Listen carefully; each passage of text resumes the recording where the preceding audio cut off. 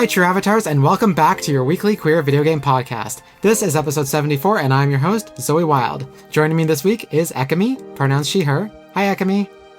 Hello. And Lloyd, he, him. Hello. So this is kind of a little awkward because we haven't recorded in like 2 months. I haven't recorded in 2 months. I can't remember the last time you both were on, but I know you guys weren't in the last episode. So it's been like, I want to say exactly 2 months, pretty much to the week, that we haven't recorded since the last time we recorded. The podcast is back. I've just been so burnt out for the last, probably the last 6 months, I want to say, that I've been kind of pushing myself to record every week, and it was getting harder and harder, and I was giving myself more and more shortcuts and taking things out of the equation, and I felt like the quality of the content was going down. But anyway, we're back. We've found a solution that will hopefully let us record as weekly as possible. Maybe we'll skip a few weeks. It will probably happen. There's still some traveling that's going to be happening this summer for me. That was the other part too, is I was traveling a lot. The last episode I recorded in another country. I had a different background and everything, and so it was getting to be a little much for me to kind of do everything. And I think everyone else who was recording as well was feeling a little burnt out. I know Ekamy, if it's okay to say, I know you were saying you were dealing with some burnout as well, and someone else in the podcast regulars as well was saying like, hey, I'm really burnt out. So I was like, oh, if we're all burnt out, I mean, I feel like it's just a global pandemic of being burnt out from everyone. Yeah. Yeah, it's a very interesting period of time for my work right now. Lots of change happening. So there was a lot of change, just a lot of work being done there that's going to continue to be done. And then I also just decided for all of March to be like crazy social with like a bunch of like super social with a bunch of people. And I just socially, like, my battery went down. So I needed to rest for like a month at least. So yeah. I wish whenever I was gonna be social, my battery was because there'll be times where I make plans with people because I feel really social, my battery's like ready to go, and then it'll be like the plans are like a week later, and then a week later I'm like, I'm burnt out, I don't want to hang out with you right now, or I don't want to talk to you, like, I not personally, like, it's not a personal thing, it's just like I'm burnt out. Yeah, absolutely. I wish there was a way to conserve that battery power for the next time I'm ready to actually have time to use it. It doesn't work that way. Yeah. So. Yep, and my brain's always at odds. Like, I need to know ahead of time for something to plan for it emotionally, but I don't know what energy I'm going to have that day. So, like, exactly what you just talked about. Like, we'll see what happens. But yeah, no, I feel like a lot's going on for everybody, and I feel like that's always true, but it just keeps building. So I'm really excited for the changes that are hopefully in the pursuit of a healthy work relationship. Yeah, that's good though. I know both of you have made your own changes in your life, and I've also been trying my best to do so. I feel like I haven't made as many as I wanted to, but in the interest and spirit of keeping the podcast going, because I do want to keep the podcast going, I keep getting messages from people. There's priorities and things that I've agreed to on behalf of the podcast. Like, there's reasons I want to keep doing the podcast. I also enjoy it, but I want to remember why I enjoy doing it instead of it feeling like a chore to do it, even though it never felt like a chore, but having all the other things in my life, this was the easiest thing to cut, unfortunately. Anyway, so there are some changes coming to the podcast. They're not bad changes. They're just going to be it's going to be a little less structured, at least as we kind of get back into it. So the format is changing just a little bit. There's a bigger focus on what we've been playing, so we're going to spend most of this week's episode talking about what we've been playing, because I feel like that's what people enjoy the most anyway, talking about games. There will be a significantly less focus on news, lower focus on news. For example, we only have 2 news stories this week to talk about. We weren't going to talk about any, but I think these 2 are really interesting and kind of funny to talk about. Funny, weird, not funny, haha, for the most part. One of them is funny, haha. The other one is funny, oh, this is messed up. There will, the news also, when we talk about it, will also be significantly less up to date. I used to kind of spend a lot of time focusing on finding the news and dissecting the news and laying it out in the show notes and prepping people for the news.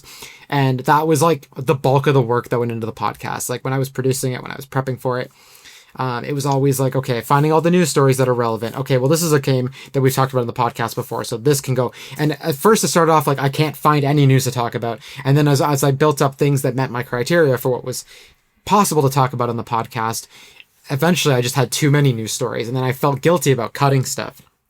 And then my notes had like, okay, well, they'll talk about this in like 3 weeks when there's more time. And then every week there was just more news and more news and more news. And we've missed so much news in the last 2 months, and I don't even know if we're going to go back and talk about it. So there might be the odd, there's just so much news, and it just, never slowed down. So we might go back and talk about a few news stories. One I want to talk about is like the Life is Strange casting. So there might be once a month I do like a very news heavy episode. Like almost all news, with people who are interested in talking about those topics too, because sometimes we talk about topics that people aren't interested in as well. But for the most part, it's going to be kind of like what we've been playing, a little bit of the news, anything that's like relevant that we kind of want to talk about. Not necessarily like relevant in the sense that like, oh, it just happened, but more so relevant in the stuff that like, it's like relevant to people who might be listening to the podcast and stuff we want to talk about. What else? The episode length will probably vary a little bit. I might be less strict about trying to get us to an hour. I might be a little less strict about keeping us under 2 hours, depending on what we're talking about. But I was trying to aim for 75 minutes before, and also that was kind of stressing me out because I almost never hit it. It was always over that. Also, if I randomly sneeze this episode, I'm sorry. It's allergy season, and no matter how much allergy medication I take, it does not matter. So I might sneeze in a second here, but we will also. That's fair. We will also do special segments still, like where we talk about like last year we broke the news, or we didn't break the news, but we were one of the first podcasts to talk about all the queer game censorship. And so we like made sure to like, I was always like every week I would try to have like a 45-minute to hour long like segment. So we'd like what we've been playing, then we do the news, then we do the segment, and then we do queer game of the week. Queer game of the week is gone for now. It might come back, it might not. It's just when it's the same people on every week, we run out of like queer game of the week when we're always talking about queer games anyway. It was a way to kind of like get something out there initially when I first thought of it, and then it kind of like wasn't as necessary and it fell by the wayside. So if we have one, maybe we'll do it, but for the most part, like it's not a strict thing. And again, if we have like a special segment, it might be the big focus. Yeah. And if there's a special segment, that might be the sole focus of that episode, right? I know there was one segment we want to talk about. We talked about like kind of talking about like is it ethical to play games made by people who hate us, right? Like I kind of want to talk about not specifically the content of Hogwarts Legacy, but like that's one of the things that like Epic Games gave out Hogwarts Legacy for free back at Christmas time, and I know a lot of queer people claimed it, and I think that still put money in J.K. Rowling's pocket. So like where do we draw the line on that kind of stuff? So that's another episode where we might do a segment on that, but that'd be the whole episode probably. Like we talk a little bit about what we've been playing, but we mostly focus on that. So yeah, so the structured segments of the sections of the episodes might come back someday, but for now we're just gonna be kind of loosey-goosey about it. Anyway, that is most of my rambling. Today we're going to talk about what we've been playing, and we're going to talk about a couple of news stories.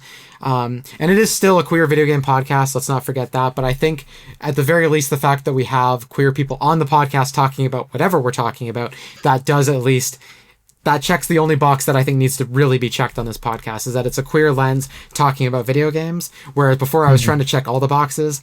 So as long as my favorite queer people are here to talk about to talk about games in general, I'm happy. And I hope you're happy too. Perfect.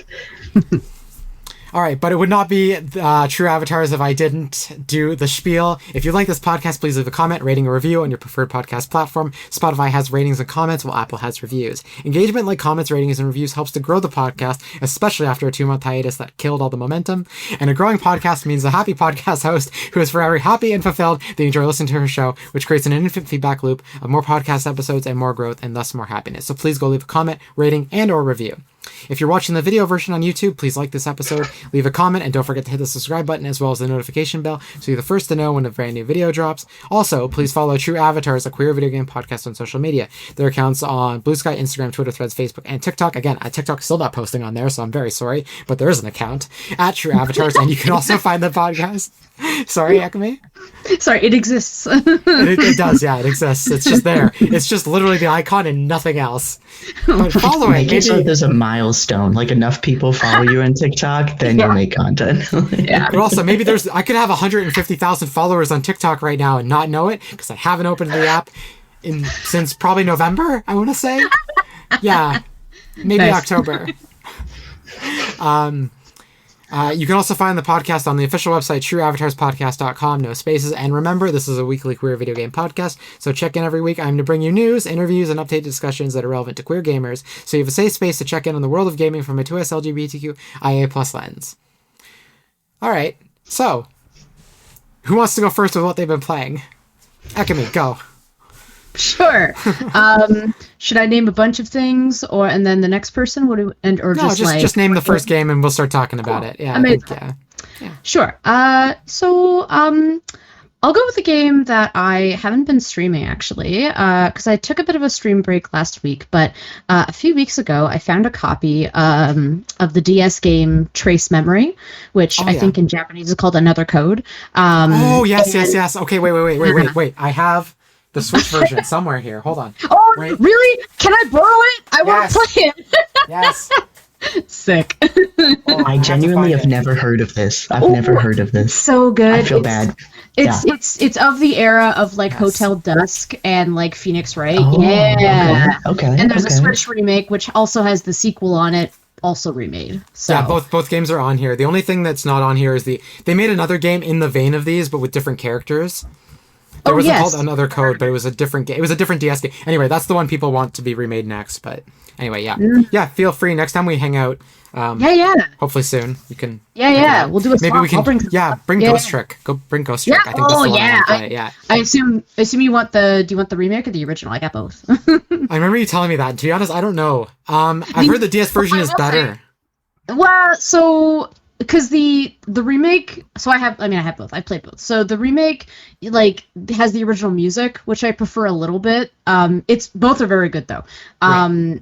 And to be honest, there's not really a whole lot of difference that I really remembered. I was like, this basically plays like Ghost Trick. The only difference is that you're not using like a stylus, really, unless you're playing handheld. But I'd say both are fine. Yeah. I guess to crop you down properly on OBS. We're using new recording software. Sorry. What was the last thing you said? Sorry. I was saying that there's not much of a difference. You can play both the original music and the new stuff if you want. Okay. And I didn't really notice much of a difference between the original and the new one, just because I didn't, and the only major difference is like you're not using a stylus, and like with the remake you can put it on a big screen, which looks really nice. So, yeah. The only thing I've heard is that like a lot of the people that played the OG, I guess you're the only person who hasn't said this, but who's played the OG that I've heard, but is that people prefer the stylus. But if you say moving from Ghost, it's good for like directional because you're moving your spirit from item to item, and with the stylus you can just point, direct it. But with you're using a joystick otherwise, or you could do the touch screen if you're doing handheld. But yeah. Okay, I'm assuming. So yeah, sorry. So it's the Switch version that you have. I have both, so I can bring either. No, I know, but like they did the remake on Switch and I think PS5 physical. I'm assuming you have the Switch physical for. I have the Switch physical. Yeah. Okay. Cool. Yeah. Then bring the Switch version. Yeah. Okay. Yeah. You may have said a little bit, but I might have been distracted while Zoe was showing the box art, but what is the point of these games? And now I'm not going to hear anything because I see the box art again. But distracting Lloyd with box art. Pretty. For audio listeners, it's it's a character with white hair. Actually, that's not a bad thing to do. For anyone who doesn't, I do recommend audio listeners, if you have a chance to go check out Another Code Recollection online. Watch a trailer. I know before launch they released a demo on Switch. It is Switch exclusive. It should be backwards compatible with Switch 2, but it should be a demo on Switch. Yes, there is. Yeah, I played it. Yeah. Okay. For I guess both of these games are like their DS originals are of the era of like kind of point and click mystery games. Zoe's very slowly sliding it across the screen. I'm fighting for my life. Oh jeez. But they are of the early 2000s, 2010, like 2005, 2010, something like that. Well, the DS came out in 2004, right? I think these are like late. I feel like these are late 2000s. Late. Yeah. Oh wait, 09. But anyway.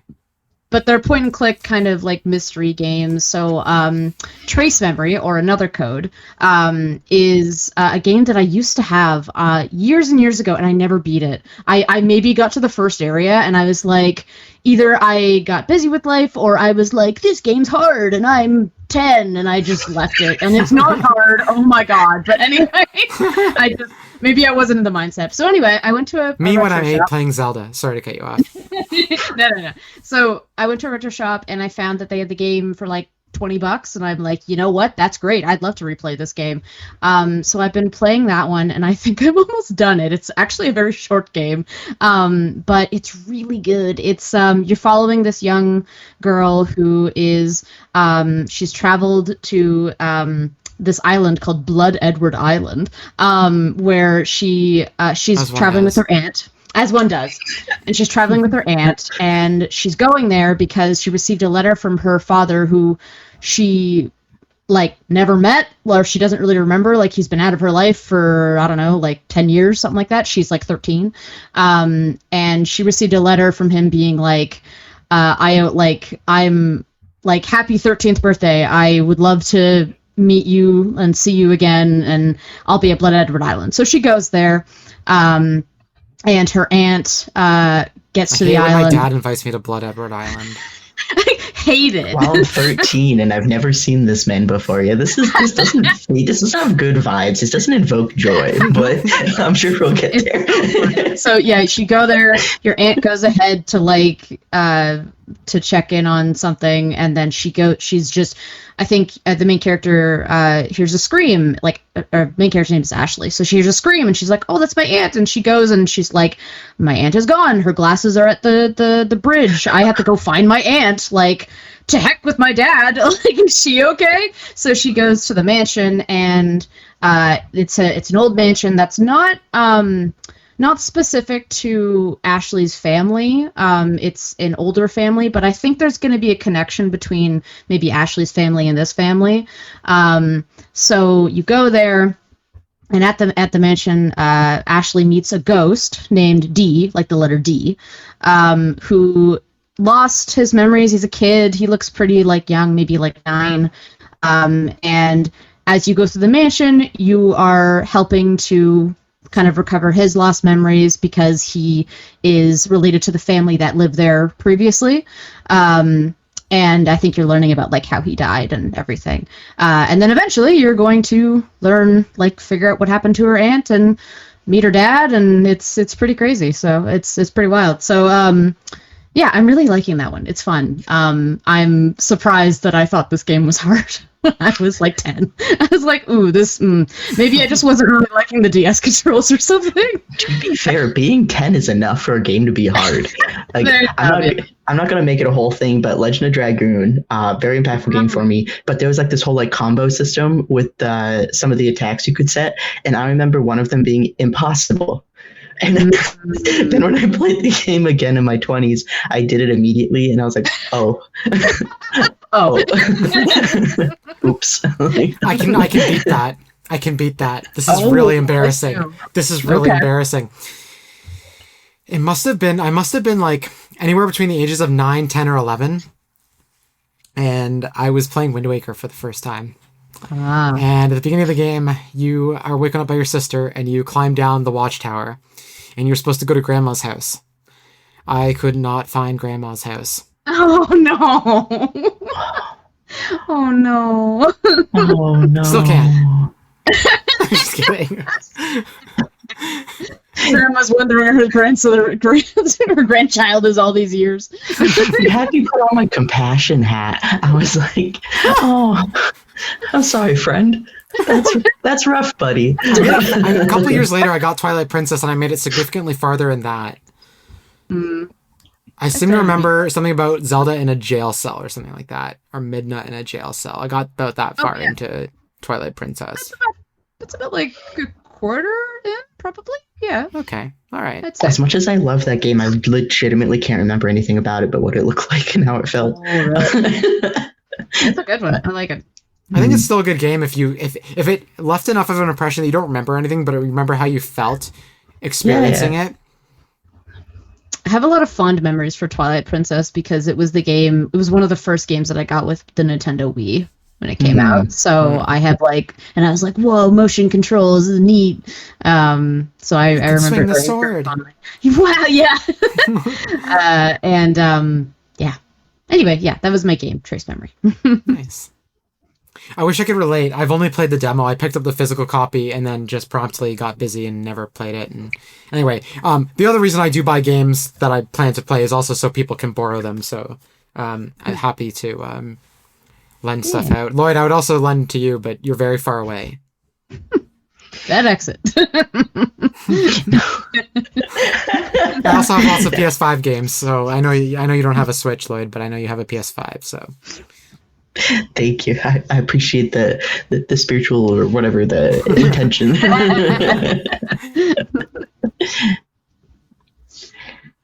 Who wants to go next? Lloyd, what have you been playing? Let's see. This one will be not an easy one because we've talked about it on the podcast so much, but I finally played Psychroma, and yeah. Do tell. Yeah. So what's really funny is I was kind of embarrassed when I played it. I did stream it, so I was confused live, which was great. I got really confused. Yeah, it's okay. It's normal. I'll do like a 10-second summary just in case anyone's new watching. But Psychroma, it is. I just tried to get into spoilers. Yeah, I just realized I lie. This happens. Don't worry about it. You're playing. There's a lot of gender going on. There's a lot of queer going on. Yep. And intentionally the plot's very confusing. It's lovely. There's body horror in it. That's about all I'll do without. It's a horror game. It's a psychedelic-ish horror game. It's set in the far future in Toronto in like a group home, kind of a group home. Yes. And it's a side scroller, but it's not a platformer. It's a side scroller puzzle game, but it's more point and click than say Inside, which is like platforming physics and stuff like that. There's no side scroller. It's I guess a narrative side scroller is the best way to put it. And your memories are kind of messed up, and you're kind of trying to figure out what happened to you and to the people in this house, and it cuts between different time periods and stuff. That's all I really want to say too, because I think you should just go like check out a couple. Don't even watch the trailer. Check out a couple screenshots. If this is your jam, and none of those things about it, like body horror and psychedelic stuff, like that doesn't. If that's your jam or that doesn't scare you off, like go play it. It's on sale all the time for less than $10 Canadian. It was made by 3 devs here in Toronto. We've interviewed them on the show. I think it's I want to say it's episode 21. It's been a while, but if you go back to the episodes from February 2025, you'll be able to find. I covered their games on the Rocket Adrift's games on the podcast the week before, and then the week after interviewed the devs. I don't think I had them on the show when I went to QGCon back in September, but I did spend some time with the devs, and we did talk for a bit, and I did kind of talk about some stuff that we talked about in that episode as well. Psychroma is awesome. Sorry, Lloyd, please continue. Tell me about your experience playing Psychroma. I looked at you in horror when you said a number for what episode it was, because I historically have a horrible memory, and Zoe just pulled that out of nowhere, and I'm like, your episode was episode 16, I think. Like, were you episode 16 or 17? Yeah. Anyway. But yeah, no, in the spirit of letting you experience it how you want to, I'll just recommend one thing. If you can play it in one sitting, it is designed that way. I've seen, I don't know if it was a direct quote from the devs, but it's kind of agreed that it's designed to play that way. I did it between 2 sittings, and as someone with bad memory, it was really, really, really disorienting trying to get back into it the second time. How much time did you space out between your like 2 sessions? How much time between? I think it was a week. One week. I played it in 2 sessions, but I played it on Christmas Day. Actually, literally Christmas Day. I don't know why. I just had time that day. It's like, I'm going to play Psychroma. Great Christmas game. No. So festive. But, it is green in color. A lot of colors are green. But anyway, I think I played a couple hours and I was like, wow, this is heavy. I'm going to take a break. And then a few hours later, I jumped back into it. But it was the same day. And then I did play it again because I didn't get all the achievements. And actually, I understood it better my second playthrough. And I think total it took about 5-6 hours to play both times, like total amount of time. So like it's not a long game. It's not a long game, but it is a good one. Yeah. It was good. So I wanted to tell you because I know like whenever you're like, have you played it? Yeah, have you played it yet? But I finally got around to it. And it's on sale every now and again. So if you look at it and wishlist it, it will most likely go on sale again. So I recommend it. And the Steam Summer Sale is, I don't know, a month and a half away. Like, it's right around the corner. If you're looking to pick up games cheap, and you hear a lot about good games. If you're jumping back into the podcast or you haven't listened to before and you're like hearing all these games, like the summer sale is about to happen in a month and a half. Save your money. God knows, like, I mean, I'm not religious, but God knows, like, we need every dime we can get right now, right? Like, so... save your pennies and save your dollars and wait for the Steam Summer Sale. There's lots of deep discounts, or I know Psychroma, I think, is also on Xbox now, so I don't think it's on Game Pass, but it is on. It did get an Xbox release, I'm pretty sure. And I did actually, that is something I talked to the devs about when I was at QGCon, because they talked about the Xbox launch with me. And they said that PlayStation was very difficult to get their game onto. It wasn't easy to work with PlayStation. I don't know if I'm supposed to share that information, but I feel like it's okay. I think I've heard that from other devs as well, is that PlayStation is a little difficult to work with, specifically for queer devs. So, I also want to mention too. I'm sure we can all agree, like, the pixel art is phenomenal in Psychroma. Love it. Yeah. Oh my gosh. Yep. And Zoe, you'd mentioned the body horror aspect. I just wanted to, like, flag that as someone who, like, I can't stand body horror really at all when it's, like, somewhat realistic. Pixelated was a lot I was fine with. So if you're a little bit so on body horror, but you're like, oh, maybe the pixelated, maybe I could give it a try, I'd say just give it a try. Like, I was fine. I was like, ooh, this is eerie, but I wasn't, like, looking away like I usually would for, like, a movie or something. I think for the most part that's how the game is. It's like it's like manageable. However, there's one moment, I'm gonna try not to describe it in too much detail because it is, like, definitely trigger warning, but, like, if any kind of gore around the eyes bothers you, right. That's the only that there's one moment where you have to do something. It's not too detailed, but it's detailed enough that you're like, oh, it's the most off-putting part of the game in terms of, like, body horror. And that's something that maybe if people are like, if you're okay with gore or horror, but then there's, like, something with the eyes bothers you, like, maybe don't play this, or watch the playthrough and skip through that section. Anyway, yeah. I'm so glad more people are playing Psychroma. This is your weekly reminder to go play Psychroma. It is awesome. Good. It's so good. And the devs I've picked it up, but I've not had a chance to play it. I haven't had that's part of the reason I feel so burnt out too, is I've picked up a lot of games, especially on sale. Like, I'm going to play that, and I just have no time to game. And I picked up their newest game, which is Dead Finger Dice, a billionaire killing game, which has a very similar art style to Psychroma, except it's all black and white. And obviously the gameplay loop is different. It's like a card dice kind of game. I'm not entirely sure about the gameplay loop, but that's also available. I think they turned that around much faster than they released Psychroma. It was like a quick, short. It's supposed to be like a shorter development cycle to get that out there. But that did come out, I think, last November or December. And I think last I heard they were working on a Steam Deck patch. I'm not sure if that came out, but they did say. I did ask them, like, if they were working on something like that, and they did say it was at least in the works. So I'm not sure what happened with that. Maybe I should actually just go on Steam and check real quick, because for my own curiosity. right quick.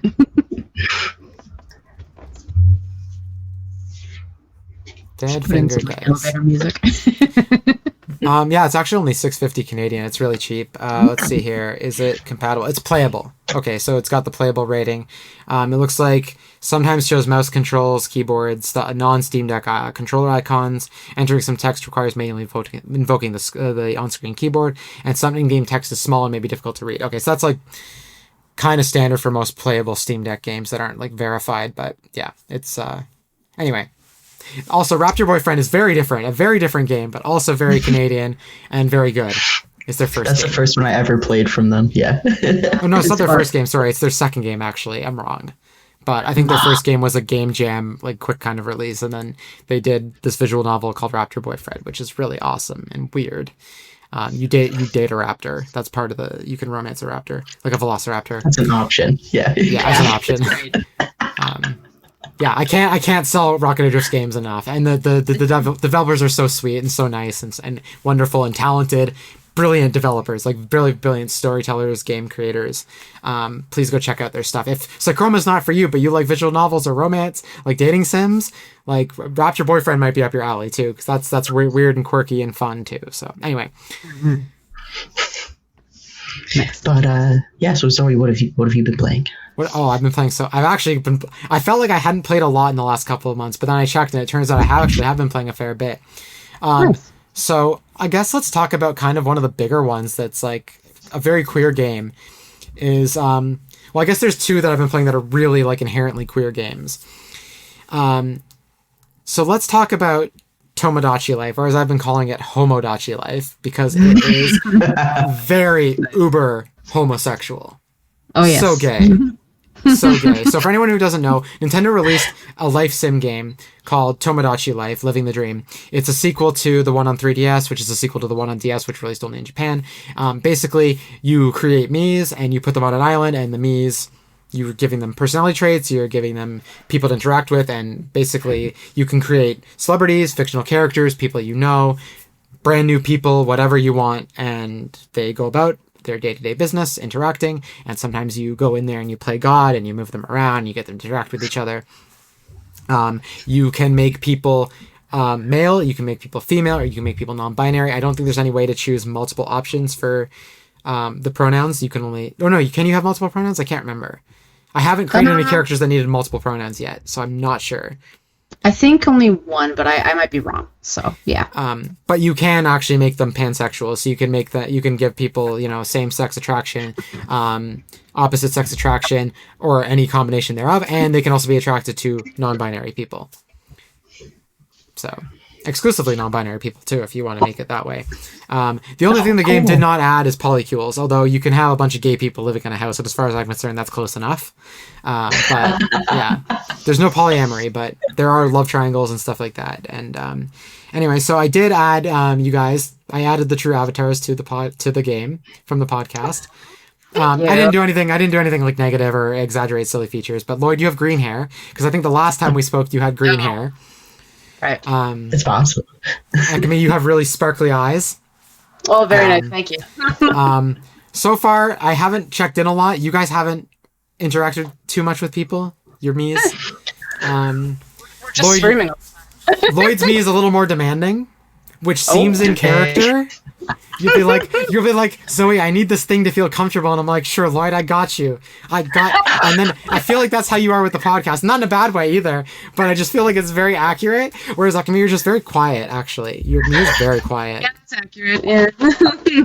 I am proud of my Tomodachi. Is that what it's called? Your Mii. I guess your Mii. Yeah. My Mii. Okay, for expressing boundaries. That's something that's been a lifelong journey. So we. I mean, it's mostly stuff like, I need this light post here to feel comfortable. If that's what they need, that's what he needs. That's what he needed. My character also said, like, I want to change my hair. I'm like, you go for it, girl. You change your hair. And she just dyed it blue. It's not any different. She just dyed it blue. It doesn't even look good. Which feels like it would be accurate. If I dyed my hair, I would choose a terrible color. That's so good. However, my Mii at least is dating my real life boyfriend. I posted a meme a while ago that if my boyfriend Mii dates anyone but my Mii in the game, I will kill him in real life. And so far, he's still alive. So that's good. That's progress. I've been mostly adding fictional characters to the island, though, because I've been seeing a lot of people getting, like, interactions. So I've basically been adding all my favorite characters. Like, I added Miranda Priestley from the Devil Wears Prada. I feel like you guys haven't seen Devil Wears Prada yet, right? We talked about this. We were going to do a True Avatars movie night. I've seen the first one, but I don't... Okay. I've seen the first one. Yeah. Okay, so you know who Miranda Priestley is. Okay, so she's there. Every time she finishes a sentence, I have her say, "That's all," which is great. Nice. I added Dominic Toretto, and I gave him a really deep voice. So Dominic Toretto, for anyone who doesn't know, from Fast and Furious, Vin Diesel. He's basically Vin Diesel on the island. Just Vin Diesel. Just Vin Diesel. Who else did I add? I'm a big Thomas the Tank Engine fan, so there are a few Thomas the Tank Engine characters. Like I added Sir Topham Hatt.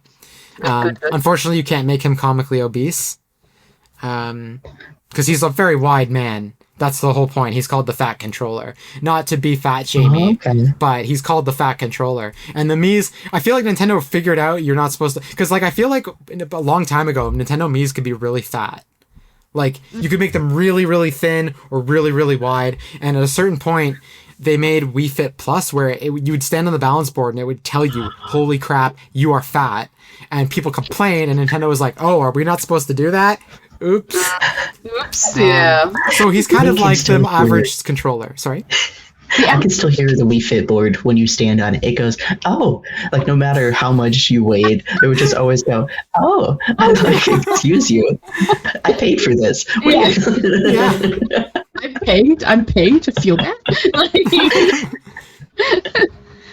That's awesome. I played the demo for Tomodachi Life, so I don't have it yet, and I'm still considering getting it.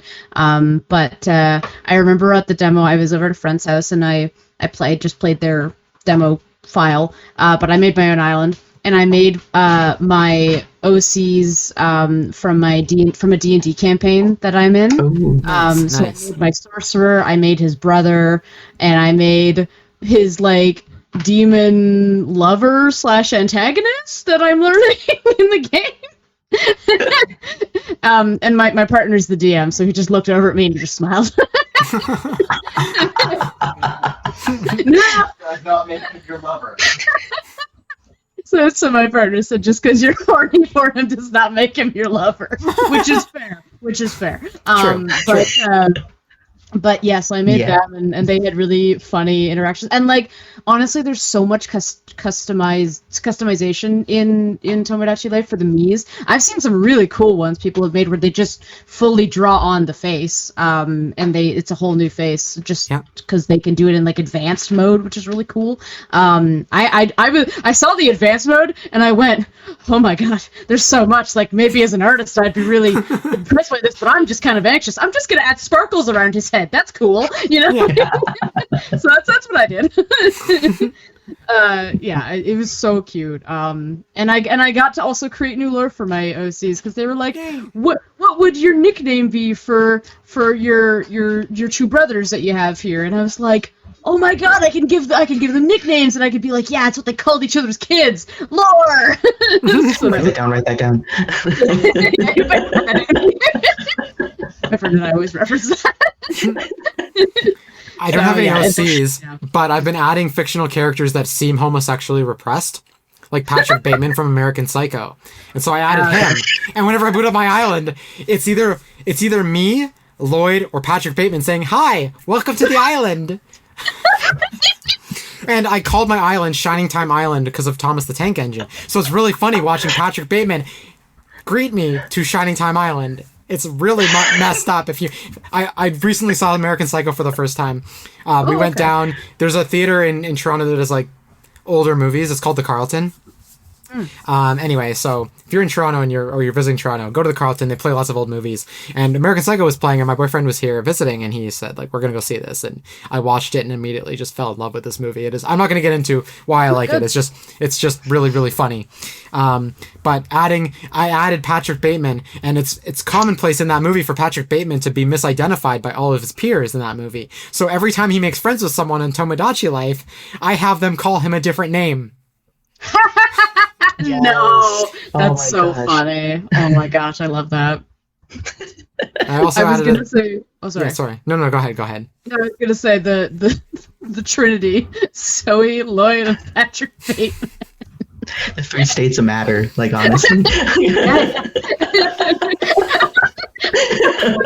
Just went.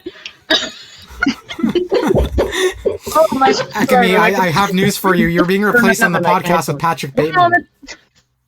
I laughed too hard and I took my headphones out. Oh no, she can't even hear me. Keep going, I'll mute myself.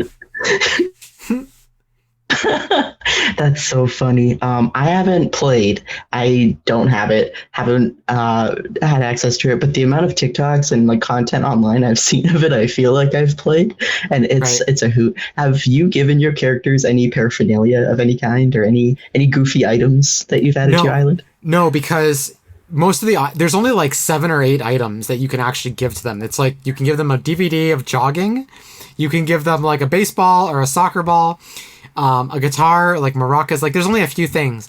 Everything else you have to draw. And to be honest, Ekamy was kind of talking about the drawing of the facial features, but you can draw pretty much anything in this game to add to it. But I don't have a stylus for the Nintendo Switch. You can get them. I just haven't bought one. But also, it's a really big pain drawing stuff in the game because the Switch is not built for that. And it doesn't have like mouse support either to make it easier on the Switch too. So I haven't done any of that yet, but I want to. But I haven't. Because Gotcha. I only play this game in very short bursts. Like there's only one time I sat down with it for a few hours straight, and I literally sat there as the evening sun set, and then I realized that like 3 hours later it was dark in the apartment. My dog was sitting somewhere in the apartment in complete pitch black, staring at me from across the room as a screen lit up my face. And then I went and checked, and Mango was sitting in the dark too. Mango's my leopard gecko. So anyway, yeah, that was the only time I played in the dark, and I was like, I felt like a hermit. I was like, my precious, and I was like, never again. So, Oh no. this is the kind of game though where you want to check in short bursts, and if you're like someone who's on the fence about physical versus digital, go digital for this.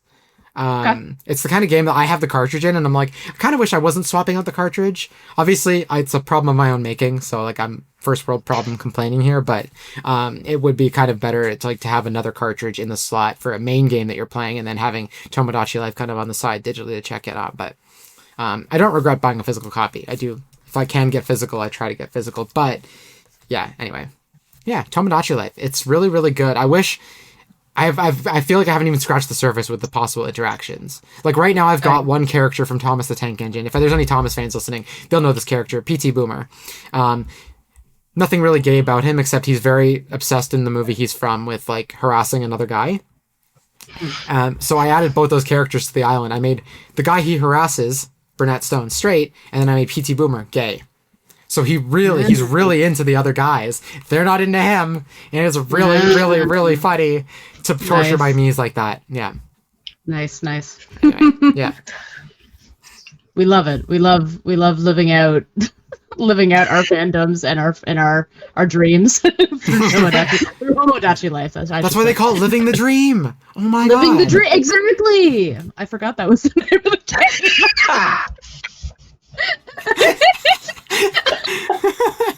I did like a head explosion thing. I think that's why Lloyd is laughing. Where's the confetti? Where's the confetti? Ekamy said the thing. Said the name. Yeah. He said it. Yeah. Not a biggest fan of Family Guy, but there's that great bit where it's like, I'm going to be Superman 4, the quest for peace. He said the name. Anyway, go check out the Family Guy bit if you haven't, but anyway. Yeah. All right, Ekamy, what else have you been playing? Sure. I've also been playing a game called Dustborn, which I have talked about in the podcast probably last year, I think, at this point. I mentioned it in the Queer in Review list of games we did for that year. And so, yeah, Dustborn's really, really good. It's the basic premise is you're a group of young people who are they've stolen a data on a USB key from like a body in power, like not a government, but just like beings who are kind of running the show socially. And so you steal it from them, and your goal is to basically take that data, and I think you're giving it to someone. But the group's goal is really to, like, when they get this data across from where they are in the U.S., they're traveling to Canada. When they get across the border, they have been guaranteed like a safe place to live. So it's them escaping the corruption and basically like a fascist situation. So it's autobiographical? Basically. It's very. I was like, oh, so it's wow, what a wild. It's Lloyd's Average Wednesday. And it's really good. The art is gorgeous. Oh my gosh, I love the character design so much. I could talk for hours about how much I love them. And it's from Red Thread Games, who have made the Dreamfall games, Draugen, and they're working on a new one called Hello Sunshine right now. But yeah, Dustborn was their last one, I think. And it's got two queer characters, which is pretty cool. And yeah, there's an interesting like, I know that there's been some, like, when it came out, there was a bit of, I think it was a little bit of, there was a bit of review bombing happening, which I think from people who were not who had not played it, who were like, this game is woke, and like, you know, it got review bombed. Now there have been other people who like, you know, who are queer, who I've read their articles, and they're like, yeah, this was good, but like maybe there were some pieces that I didn't really like, you know, I didn't vibe with it. I'm like, that's fair, because like those characters are messy. Oh my gosh, there's like the powers that they have are so negative. Like it's and you feel bad like sometimes like using those powers, because you're like, ooh, I don't know if I don't know if this is going to help the situation, but it's the only thing I have. And they kind of name certain powers. Like I should mention like ahead of time, like the characters who have these powers, they're all kind of different. One of them has like super strength, more or less. Another person can use their voice to convince or persuade someone to do something, like to like you'd be like, walk that way, and they will. And hold on, some we of lost their you powers, there. They can what? Sorry, and they will? they can say walk that way, and the person will walk. So stuff like that. But the names of the powers are things like bully, trigger, gaslight. Like it's very interesting. I was like, ooh, these are very negative connotation. Is there kind of gatekeep terms. and girl boss too? No, not there should be. But oh my god, there's one guy too. I just met him. He's so funny. Like, so your character, you're looking for an informant, and you're like opening motel rooms, unlocking them to try to like find this guy, and you open the room that he's in, but you don't know him. So you open the door. He has a shotgun. He shoots one of your characters, and she basically keels over and more or less dies. You're like, oh my god, are you and it's like this moment of like, oh no, and then he's like, don't worry, I got this, and he starts reciting like Shakespearean poetry and verse, and I'm like, what the heck is happening? And his power is that he can heal people, but he has to read poetry to do it. Oh my god, this sounds incredible. This like, I love messy. This is incredible. It's like the opposite of real life. Right? So funny. So I'm on about issue number 6, chapter 6, and I am enjoying it quite a bit. The devs are great. They're really good about having like queer characters in their games. I know one of your characters, Gnome. They're my favorite. I love them so much. Gnome is non-binary, and the main character, the player, you can't just like characters because they're non-binary, Amy. No, you can. You can. They're people too, Amy. So sassy. I love them so much. They're just like take no shit. Like that's the vibe. And they're British. They have an accent. It's so great. I'm out. Sorry, I can't do British. I'm just kidding. I'm Brit. I come from a long line of Brits. I can say that. Same. And the player character Pax is bisexual, which is cool. So yeah, it's. I'm just kidding. I'm sorry. Damn. So he's like, I can't fetishize these characters. I can't. Oh my god. But and then oh my gosh, I'm gonna forget the type of skin condition it is, but I don't remember the name. But you know the skin condition that kind of has like some slight like discoloration, like it's a little more white. Vitiligo? Like, yeah, one of the main characters has that, which is really cool too. And she's plus size, which is also very cool. So just representation all around. Nice. Yeah.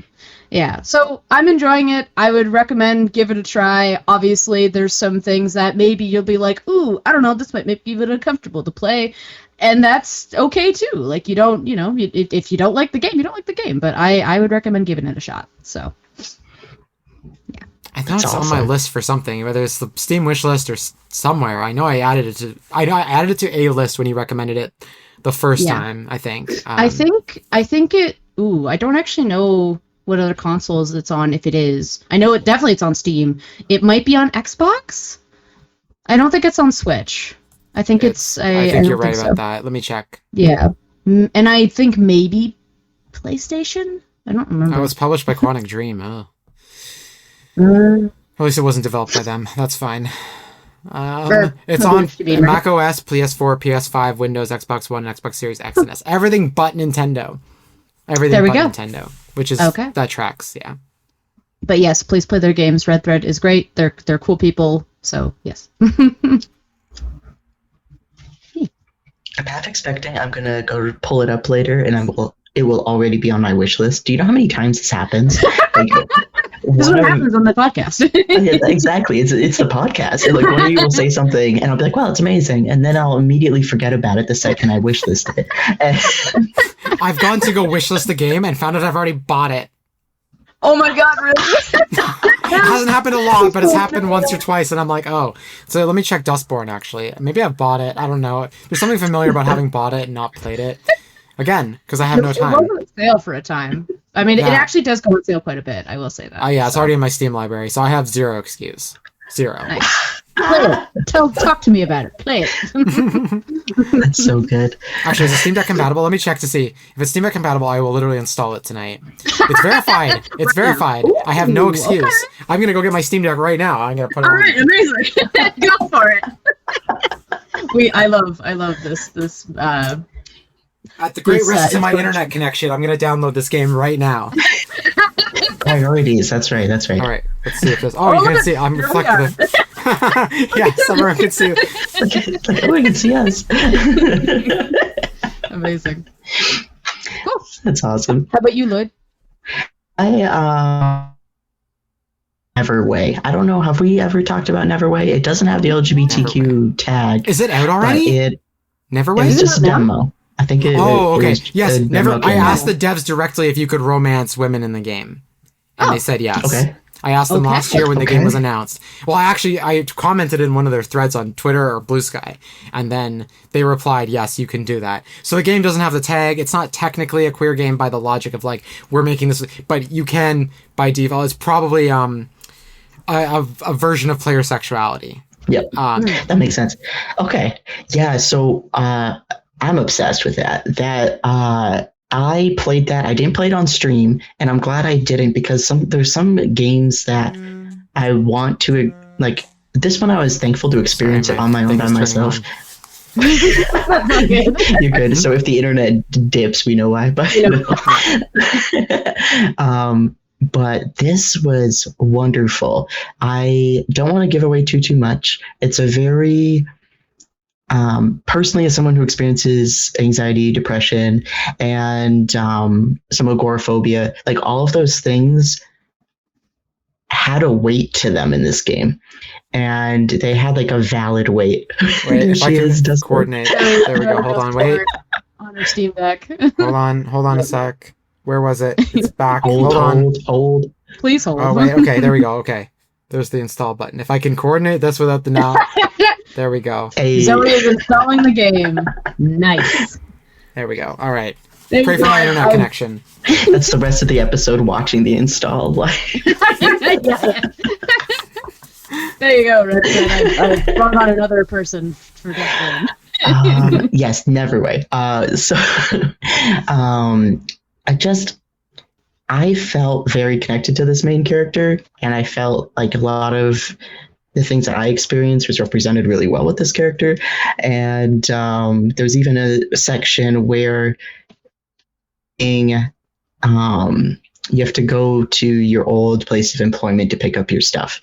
And in that exchange, there quite literally is a sequence where you experience derealization and like depersonalization. And I think they actually put on the screen. Oh my goodness, it's a word that starts with D, where you dissociate. So there's literally a section where you're disassociating, and I was like, holy shit! Like usually, like if a game like covers some heavy stuff or like mental health, usually it doesn't name things. Usually it doesn't use like actual things besides maybe It's a usually panic subtle. attack, or it's usually really subtle. It's usually really subtle, and it's usually, in my experience, maybe there's better ones out there, but in my experience, it's usually like the more palatable, more easily packageable Did experiences. you say in there's mental better health that people can- experiences than you? No, what other it people sounded might have like. had better experiences with other games. Oh, okay, I see what you're saying. I Thanks see for what you're saying. clarification. Yeah. But like in my experience, if a game addresses mental health, it's usually in a way that is easier to sell as like a recognizable experience. So it's like, someone's sad, someone sleeps a lot, like stuff that some people might experience, but it's just easier to sell, easier to package. Well, this I felt was like really raw and realistic, and it captured like a hollowness that happens sometimes that was done so subtly, but I don't know, it's just, I was destroyed playing this game. Like I wasn't like, personally I wasn't triggered. Right? This was just the demo. This was just the demo. Like just the demo. It does give you a warning if you're not playing with a controller. It says, hey, we highly recommend a controller. And every time I see that, I go, you don't know me. And then I almost immediately regret it. Unfortunately, I spent like a whole hour playing mouse and keyboard because I committed. Don't do that.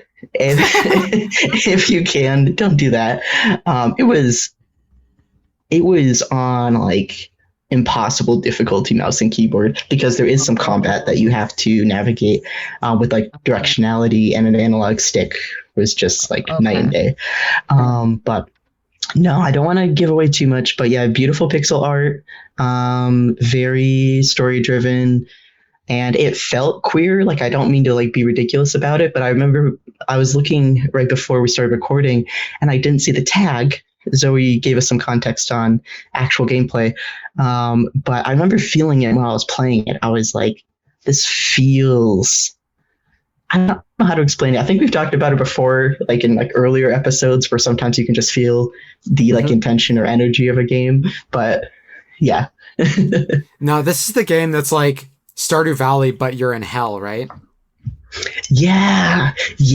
And I haven't really, it's just the demo I've played, but it really feels like this Stardew Valley is a coping mechanism, not a healthy one.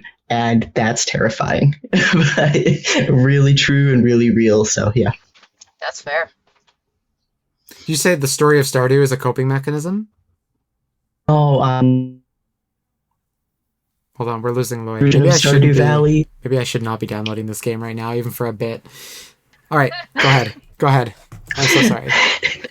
Oh, you're good. The Stardew Valley quotes that you experience in this game feels like a coping mechanism that your character puts together to survive. Like, yeah.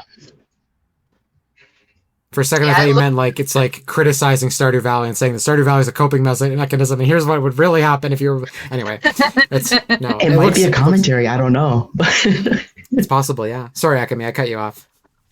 No, I was just gonna say that's a demo that is on my list because I've had that game basically on just eyeing it since it got announced, and I believe that was also the one where the studio was, and probably Zoe, you know this, the studio is co-owned by the Celeste pixel artist, I think that was someone from Celeste is definitely involved. I think it's the pixel artist. I got it confused last time and I'm scared to like commit, but last time I think I said something like, oh, it's the musician that did or I said it was the pixel artist and someone corrected me and said it's the musician, or vice versa. So it's one of those two people. It's either the pixel artist or the musician, but someone who worked on Celeste is working on this game. Yeah. I believe it was the artist, but the composer's also done quite a bit, like for video games and just in general. I unfortunately can't remember the most recent one, but I was looking up a list yesterday and I was like, oh wow, they've done so much. And the pixel art looks gorgeous in this game. Oh my gosh, I'm so excited. I love pixel art. I want to do pixel art. I'm so like, man, people are so talented. I made Lloyd do some pixel art for True Avatars. Yeah. I'm so thankful for that, because not only was that the first big project I did in pixel art, like I had to learn so much for it in pixel art. Like I know with anything people say just do it, but legitimately with pixel art you just have to do it, because it will suck. You will do it on the wrong resolution when you first start. Yeah. You'll but you just really just do it, and it's the most trust the process thing ever.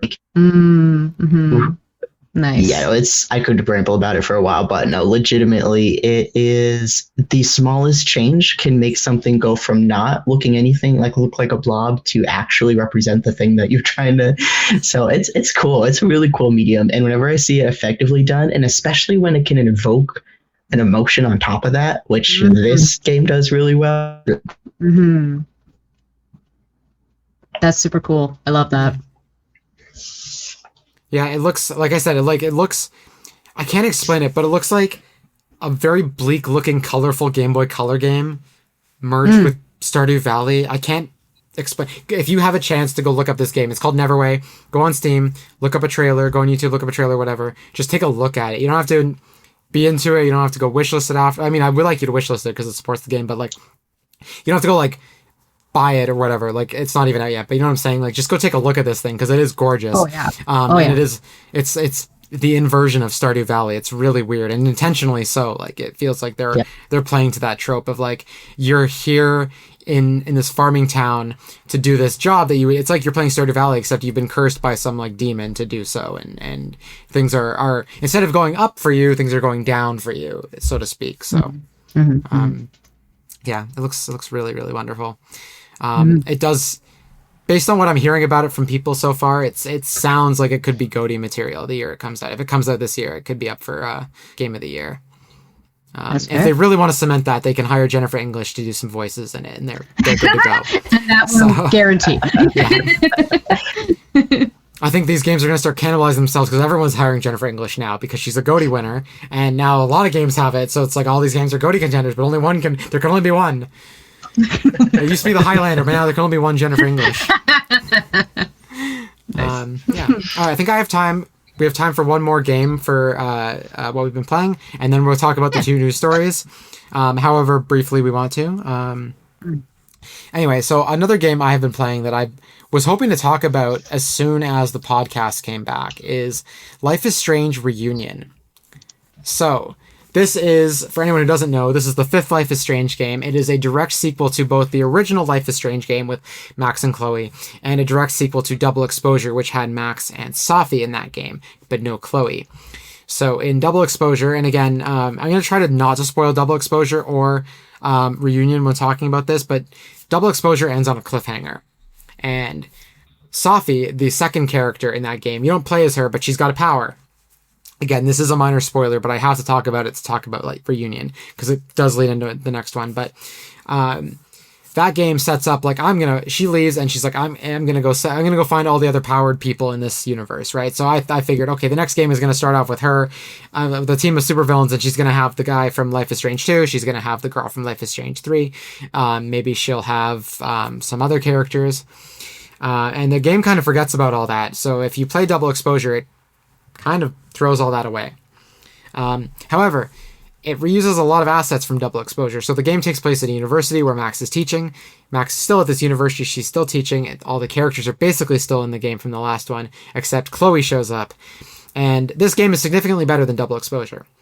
It's still awful, but it's significantly better because at least it's junk food, but like it's like at least tasty junk food. It's like that bag of Skittles tastes good. It's not good for you, but at least it's a bag of Skittles. Whereas like, I don't know what would be a terrible version of Skittles that you could have for like to compare to Double Exposure.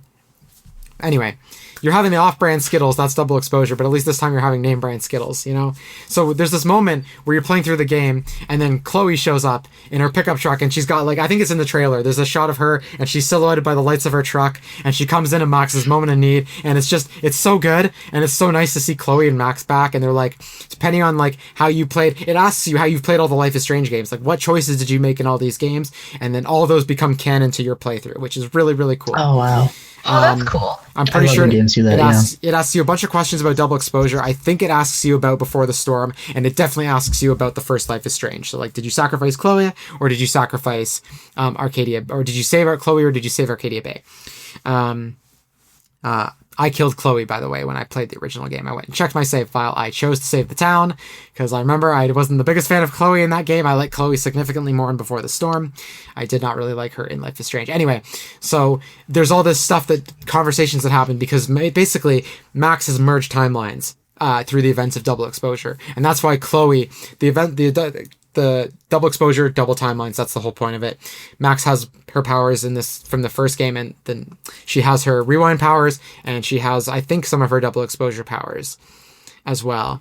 Anyway, so she's combined the timelines, and now a Chloe who, she's got memories of being alive and also dying, and about Arcadia Pape. Like, she's got mixed memories, basically. And so the game is kind of about this push and pull between, like, these timelines shouldn't coexist together, and it's destroying the university, and you're trying to prevent a fire from breaking out at this university.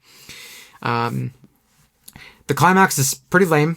I'm not going to lie. It's among the lamest of the Life is Strange endings, but it's still significantly better than Double Exposure's ending, which was nonsensical on top of being lame. So, like, if you're looking for a game that's going to redeem all the Life is Strange sequels, this is not it. If you're looking for more junk food, Max and Chloe, lesbian vibes, this is that game. So that's what I'll say about that. Like, it's the characters are much more fun. The one thing this game made me realize, because I didn't like Safi, the other girl with powers in the fourth game. I thought she was a very unlikable character. In this game, she's a little more likable, but it made me realize that, like, they should have made her the main character of Double Exposure and not put Max in it at all. She talked about that before, yeah. Have I? Mm-hmm. Okay. So I think so. Her power is that she can transform into anybody. She can, like, basically, like, pretend to be someone else. And so there's a really, really cool scene at the start of the game where Max is teaching photography, and she has her students going around taking pictures of people in this, like, courtyard of the university. And the students are like, well, we're too shy to do this. Like, you should do this first, Max. So they make her go up to someone, and the person she picks, it turns out it's Safi in disguise.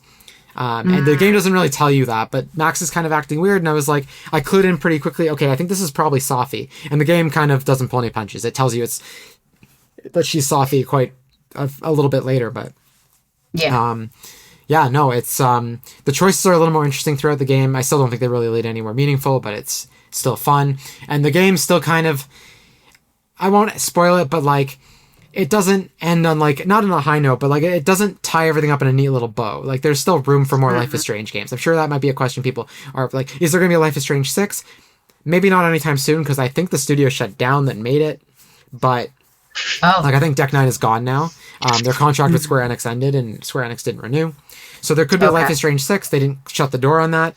They didn't shut the door on more Max and Chloe. They didn't shut the door on more Chloe by herself, or Max by herself, or Safi, or there could be a Life is Strange 6, and there's a number of directions they could take it. It could be self-contained, it could be a sequel, but it was I don't know. My ranking of Life is Strange games, though, is if people are going, Zoe, like, this doesn't make any sense. Like, I've heard Life is Strange Reunion is really bad, or my friend really liked it. Well, my favorite Life is Strange game is also Before the Storm.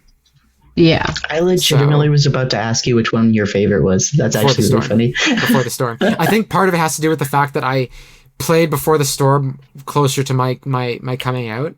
It contributed to my egg cracking, whereas when I was playing Life is Strange, maybe I was so deep in the closet, the lesbian vibes weren't clicking for me.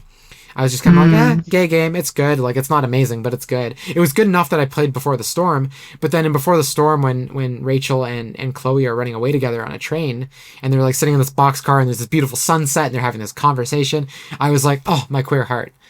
So I have a soft spot for that game as well. I haven't replayed the original Life is Strange since in full. I had meant to, because I picked up the remastered version, but I never got around to it. So maybe I'd like it more in context, but I'm one of those people that, like, if I'm going to replay these, I'm going to play Before the Storm, then Life is Strange 1, and then I'd play, I guess, Double Exposure, then Reunion. But I also really like True Colors, so the only one I haven't played is 2, because, again, when I had the chance to play it, it was, like, giving me dysphoria. Like, I don't want to play as a boy, I want to play as a girl, and it's the only game where it's kind of more boy-focused than it is girl-focused, so. Right. Anyway, yeah. I mean, maybe you just like Rachel and Chloe more together. Cute. They're so cute. Oh my god. Poor I Rachel. I haven't finished Life is Strange 1, but I played it many years ago, like near when it first came out. I played chapter 1, episode 1. And don't worry, True Avatars, we have revoked Amy's gay card for this, by the way. Yeah. She gets it back when she finishes Life is Strange 1. Yeah. She's on probation, but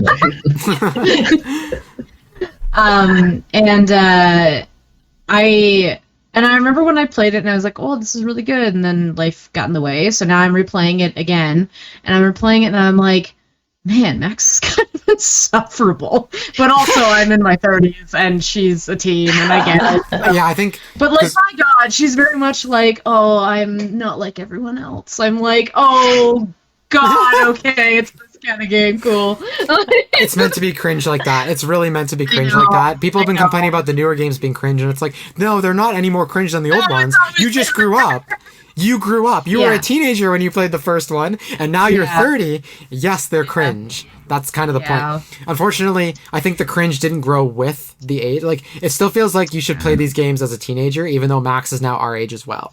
I think that might be part of the issue, is they're still writing it as if a teenager is playing it, but... Yeah. Mm-hmm. Yeah. But that's interesting. I honestly haven't heard too much about Reunion, other than people being excited when Chloe was in the trailer. And they were like, "Whoa, my God, nice!" And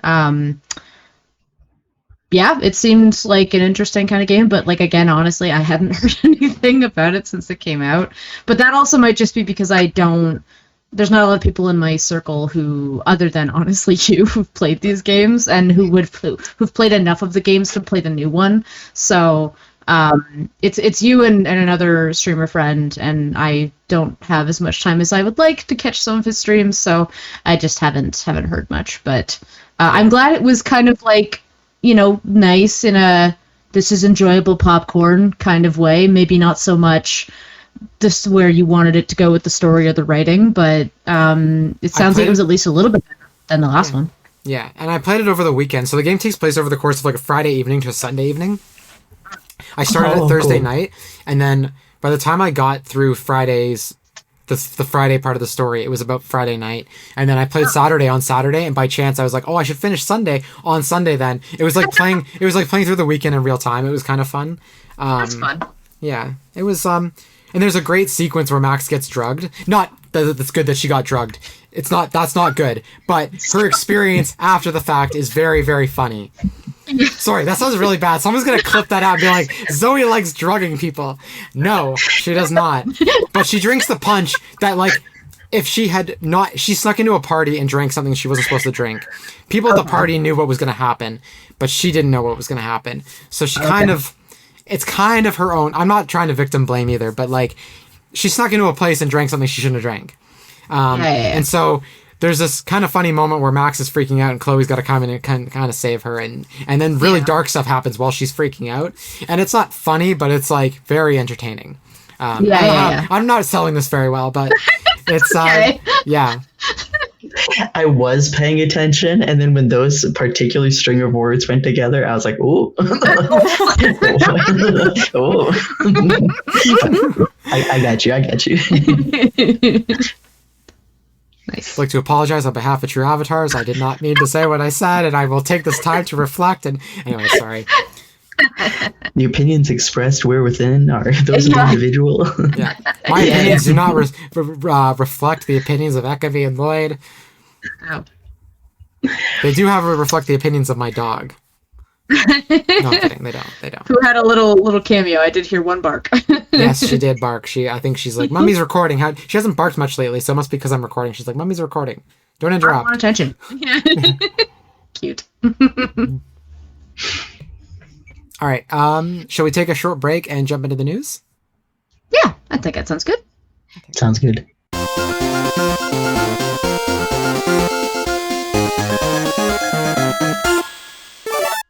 Okay, so we're going to talk about the news now. This is like our tiny news segment at the end of the episode. It's a little different, obviously, as I mentioned at the start of the show. But we have two news topics here, two articles that are kind of very recent, actually. That's the only reason we're kind of talking about it is not so we can get out in front of them in a way, but just because they're very recent, and I think they're very ridiculous. I guess funny wasn't the right word I used earlier, but they're ridiculous. So the first one is that GameStop is buying eBay for some fucking reason. They're offering $56 billion to buy eBay. From the article, as of Friday, GameStop was worth $11.9 billion, while eBay was valued at $46.2 billion, according to FactSet data. And supposedly, GameStop's goal is to evolve eBay into an Amazon competitor. I've made and heard every joke in the book about this. I think it's really, really hysterical that GameStop thinks they have any kind of say in this fight, that they can buy eBay. I don't understand. That's so odd. Huh. Like, are they going to buy eBay for like 10% of its value so they can resell it for 5 times its value to someone who doesn't want to pay that? Yeah. The whole thing is just so bizarre to me, because when I popped up these show notes and saw that you had prepared this for us, this looked like something that you made up. Like, I don't know why GameStop's doing this. Yeah, look, they're offering 56 billion. What is it that eBay was valued at 46 billion? So, first of all, I don't know where GameStop has that money. I don't. They're getting 20 billion of it from TD Bank. Ekamy, if you're like, hey, TD is a Canadian company, they work in America too, and apparently they're getting 26 billion, and I don't know how finance works, so like they're getting 20 billion from the bank to kind of like offset this, but that means that even though they're valued at 11.9 billion or whatever I said, whatever it was, 11 point something billion, they're still getting like 30 billion or so from. That's ridiculous. I don't know where. Huh. Yeah. I think it's just. Oh, sorry, go ahead. No, sorry. I was just gonna quickly. Sorry. Okay, I will just say one more thing. Sorry. It sounds like they want to compete with, like, you know how Walmart, every website now has like a third-party seller aspect to it. I think GameStop wants to turn eBay into that, where it's primarily like, they don't want to be Amazon where they have warehouses. They want to be Amazon where they have a market for third-party sellers. Just what eBay is. I don't. Yeah. Anyway, sorry. Right. It's weird. Like, it's eBay of all things. Like, it feels like a shit post. It feels like they're 5 years too late on making a shit post about the meme stock thing that happened. Oh my god, that's what it sounds like. That's what it literally sounds like. Yeah. So weird. And like, like struggling to find what GameStop could give eBay. Like, there's nothing about this, and with any knowledge I have going into this, that this makes sense. Like, I do not understand what's happening. Like, I'm gonna go down the road to my local McDonald's, and I'm gonna offer them $20 to buy the whole thing, the whole building. Don't worry, they're giving me $1 billion for no reason. But yeah. Not even that. The bank is offering me $2,000 to go to McDonald's to buy the whole building. Yeah. So wild. I don't know. And like, I don't like, it's, I mean, I used to use eBay quite a bit to like sell some stuff sometimes, like back when there wasn't a whole lot of other options. And I mean, I guess I would wonder if eBay does, or not eBay, if GameStop does, like, I don't even know what that would really look like, or like, I don't know. It's just a strange statement, and I can't really see in what future circumstance that eBay would look like if this went through. I was like, what is their goal? And again, what could they offer them? They're a game service company. Like, and this sucks in a couple of ways, because eBay fairly recently increased protections for sellers. I am looking to expand some of my digital art services, and one thing that I was looking into is something called CEOs. It's artist collectibles. The acronyms basically can be either exclusive prints or limited prints, and they're the size of like gaming cards. And the idea is you can either do like physical art or digital art, and it's just a one-of-a-kind thing that you sell. All of that to sell forms for selling it, because sorry, Lloyd, we lost you there. Your community. All of that is to say what? No, we lost you again. Oh no! Poor Lloyd. Oh, we can hear Lloyd again. I'll hang out here. Let's see. I think okay. I try do again. see a little red triangle. Oh. Yeah. It's green. We're okay. Okay. All of that. Frozen. Yeah, it did turn red. I'll try again. Yell at me. We'll just. All that to say, eBay was the preferred platform for. Oh, sorry, we can hear you. I'm so sorry. Might just have to edit any of that out. Oh no. We could just keep going. No, Okay, no, fair enough. you're good. You're good. And it's funny, that's after I closed Discord running in the background. But Yeah, you're great right now. For me. Yeah, try Oh. again. Yeah.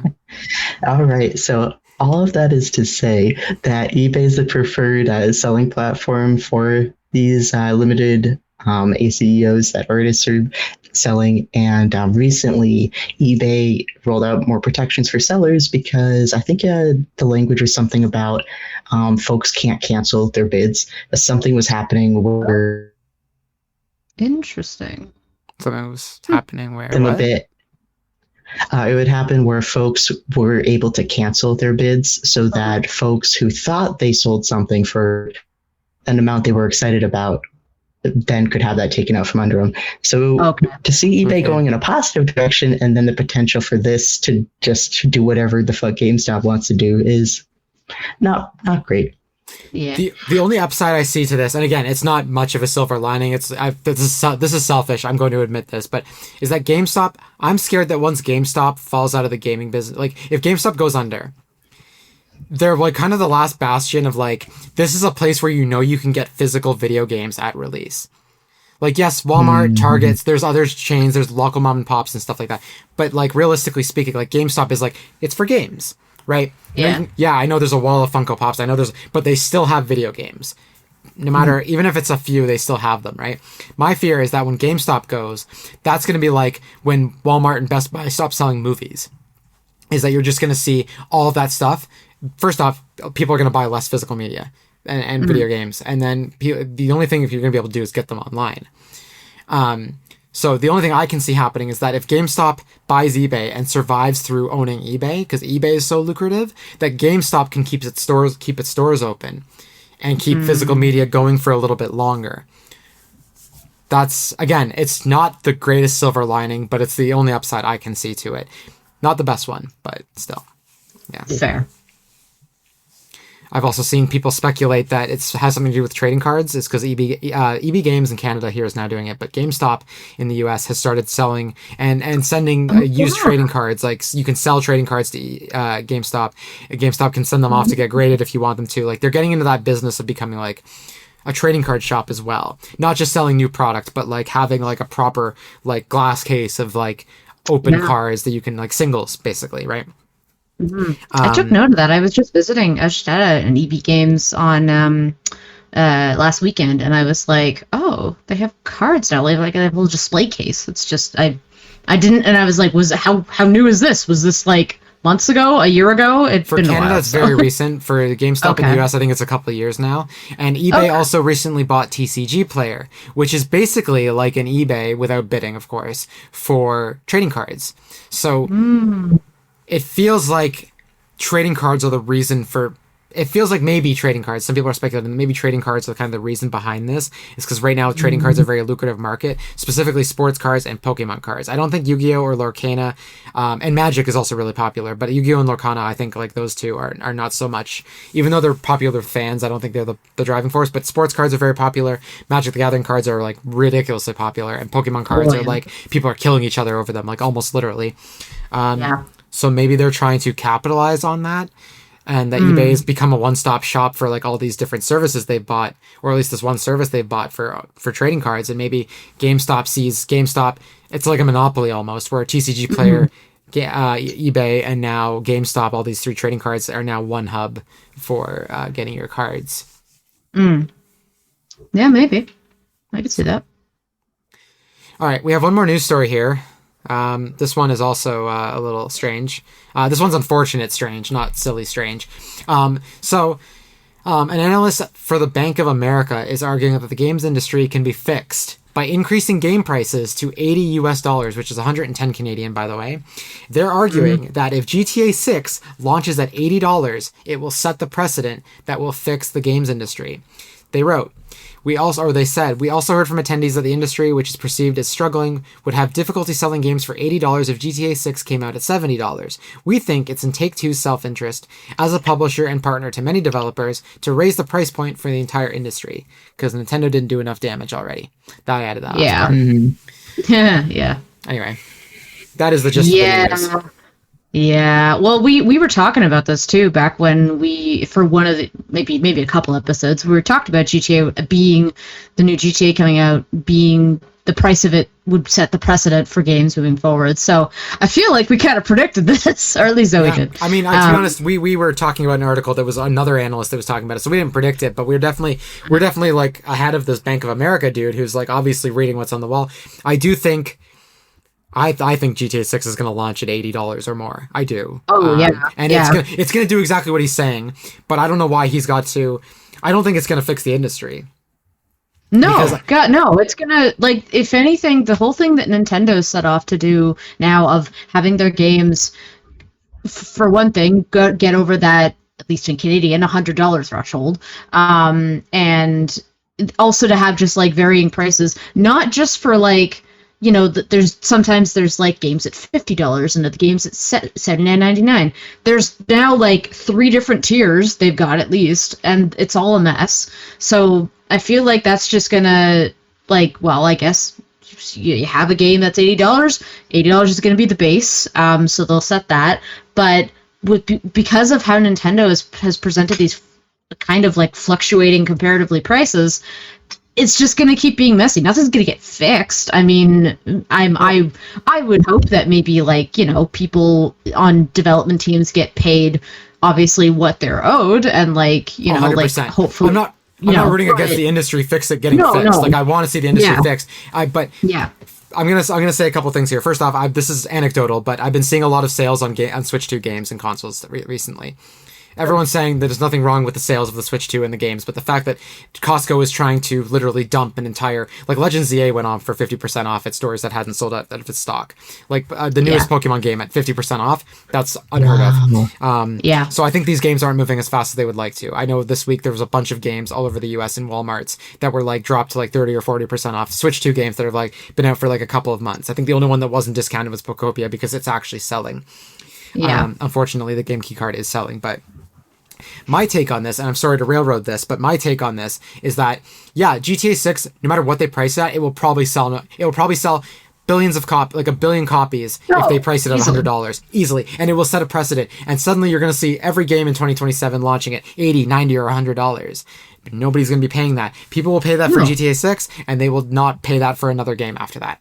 Absolutely. I think I agree. I think that's easily going to happen. And I feel like, I mean, like you said, like the Switch 2 sales for certain games maybe have been not what they expected. So, like, part of that, I'm sure, is the price. I know a lot of people bought, like, the new Mario Kart, because either it was packaged with their Switch 2 and they were really excited, or they were like, yeah, new Mario Kart, great. And, like, if it was another game that they set at that price, like, that price was too high for me to even, like, consider. I mean, I don't have a Switch 2, but if I did, I was like, I think I wouldn't really consider the new Mario Kart, because that's over $100. Like, that's like, what was it, like 110 without tax or something? Yeah. Like, it's wild. We don't even know if Mario Kart World sold well because it was packed in, where you were getting like $30. I think it was $30 US or 40 Canadian off of it. Discounted digitally. We don't have the physical sale numbers to know how many those copies they sold, because how many people are actually buying it for the $80 price point. Anyway, sorry, Lloyd. It looks like you have something to say, and I keep talking over you. I just, consumer spending isn't where it needs to be for those prices to work, and Nintendo already bulldozed through, like, they pushed the envelope as far as pricing goes, and especially when they went through and said, oops, sorry, we gotta push release on the Switch 2 so we can figure out pricing again. That was already, like, that's already priced out a lot of people. Like, I personally got priced out of a Switch 2. Like, that's not going to happen. And so if the gaming industry hits another, like, obviously with inflation and everything, you can expect things to become more expensive over time. But since the gaming industry already just took a huge hit, to immediately roll into another one, which is kind of pushing hit even after further. hit with prices the last year. The Xbox has gone up 2 or 3 times. The PlayStation has gone up a couple times, at least once. Nintendo said they weren't going to raise prices of the Switch 2 last fiscal year. I personally predict that they're going to raise Switch prices again, probably on August 1st. That's my guess. That's where they did. That's the month they picked in Canada last year. Was August 1st. Everything's going to go up in price. I think that price increase will probably apply to the Switch 2 console and probably a lot of stuff in the US. Maybe not worldwide, but I do think the Switch 2 console itself is going up. I mean, Nintendo's eventually going to run through the stock of, first off, they had to deal with tariffs. Now they have to deal with RAM prices. Now they have to deal with gas prices. And now apparently CPU prices are going up. This is not going to end well for anybody. And Steam hasn't talked about the Steam machine yet because they can't. They don't know what to price that because every time they're about to price it and release it, some new shit hits the fan and it causes the price of it to go up. And like it's, the amount of people that panic bought a PS5 Pro surprised me because I think we're enabling this kind of thing to happen because now all a company has to say is we're going to increase the price and they're going to sell every unit of because like the PS5 Pro sold out in Canada in a day after they announced that the price was going up with the Pro. Yeah. So now they just have to announce. Sorry, go ahead. I legitimately see gaming becoming a luxury hobby. If it can't be argued, it already is. I'd be very curious to see in like business SWOT analysis is when they're doing some of their projections if their demographics are changing for who they're trying to target for these consoles, because I wouldn't be surprised if the age brackets are shifting up, so it's adults with disposable income, like anyone has disposable income now, but like I'll be curious to see if the demographics they're targeting are changing because the money's just not there. Like, there's no consumer confidence, no one has the money, so families can't have multiple Switch 2s. Sorry. Another thing is like they'll be lucky to get one family console for something that's meant to be played by multiple. You know what I mean? Like, I think you're right. I think the demographics is a good point. Even a lot of the a lot of my friends and families who have, like they're like either one or two kids, they're young adults with kids who are like, I don't know, like 7, 8. Like a lot of them are at this point just getting Switch 1s for their kids because they were like, well, like we can afford that. There's no way we can afford a Switch 2. So that's more often what I'm seeing as opposed to people trying to get the newest console, unless that is, if they have the money to do it, great, and they want to do it, amazing. But I think that's the more common thing I'm seeing more often with families. I think we're gonna see. First off, I think the PS6 is going to launch sooner than it should. I think Sony is going to, if they're going to delay it, it's only going to be a year. It's supposed to come out next year, is the rumor. I don't remember the source for that, but every 7 years. Let's just assume it's supposed to come out in 2027. They'll probably delay it to 2028 because of the component shortage. But realistically, their timelines for everything, games releasing, stuff like that, stuff has to come out. I'm hoping, this sounds really bad, but I'm hoping that people finally take a stand, because I'm part of the problem too. I rushed out to get a Switch 2. Realistically, we should have held the line and said, no, we're not going to pay this price for this console. But I do think there's going to come to a point in the next 3, 4, 5 years, if things don't get better, where people just say, I can't literally afford this. More and more, there won't be people rushing out to buy the new console at launch at all. It will just be a dud, even though it might be the greatest thing since sliced bread. And I'm hopeful that point happens, only because, not because I want to see the games industry crash, not because I want to see bad things happen, because there has to be a breaking point somewhere, and I don't see it happening where it should happen, regardless. Yeah. Like, I think, my hot take is I think the entire planet, right, if you do not own a company, if you're part of the working class, we all need to go on a general strike. We need to not buy anything, and we need to not work for like 3 days straight and watch it destroy businesses. I'm talking big businesses. I'm not talking the mom and pop shop down the street. I'm talking corporations, the Amazons, the eBays, the Walmarts, the Exxons. Like, these companies don't buy food, don't buy, like, maybe you have to stockpile the week before, whatever. But like, the only way I see this, I don't see this getting better until there's either an apocalypse of sorts, not like a zombie apocalypse, but like an actual honest to God, like, depression kind of apocalypse. Or we take a stand and say, like, no, and people are starting to do that. Like, you guys obviously can't afford a Switch 2. You're not being defiant about it, but you're not going out of your way for it. But we need gamers to say, I am not, like, I wanted a PS5 Pro. I was like, should I not? And I was like, I was like, no, I need to take a stand. It's already too expensive for that thing, and now they want more money for it. Yeah. And I can't afford it anyway, but I could have found a way by selling some things off. But it's the message I almost want to send. Like, people need to vote with their wallets. And I think it's unfortunate, but I think people won't have a choice but to vote for their wallets. But I wish for like a year we just didn't enable these big corporations. But the problem is entertainment is the last thing to go off your plate.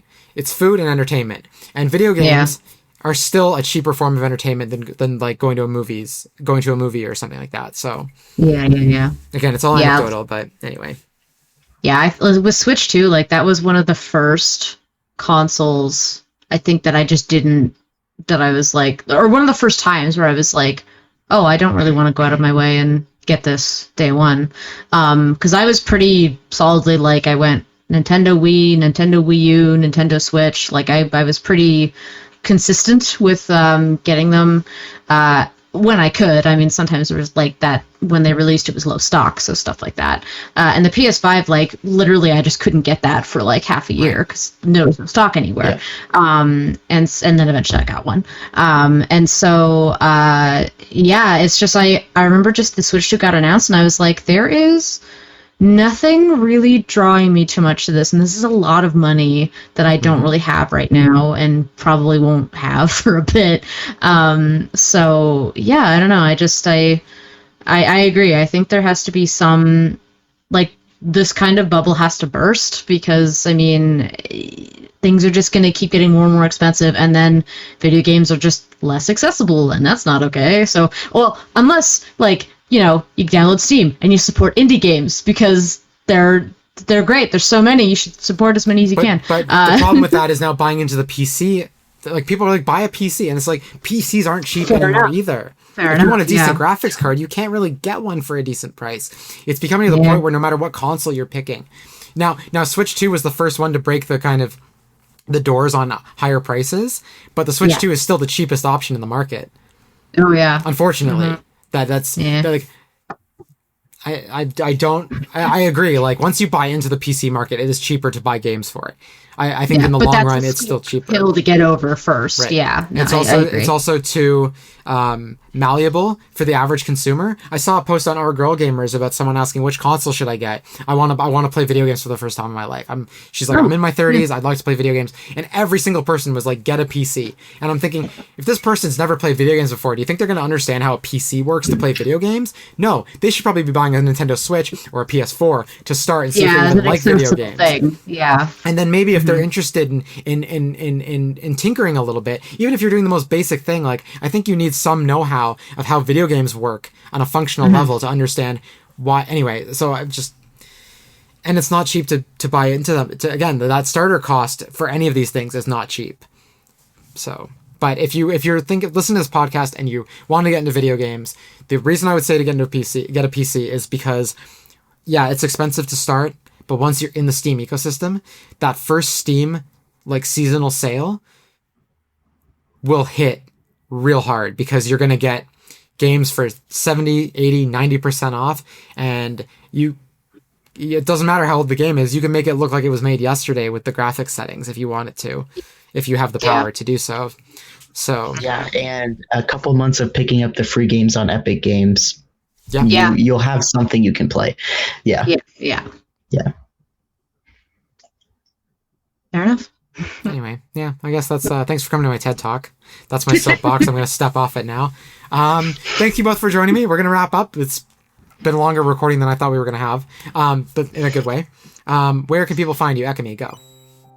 Sure. People can find me on Twitch, YouTube, and Blue Sky, as well as Instagram, all under the title of Ekamy. Instagram, the only difference of that one is that there's an underscore before and at the end of the name.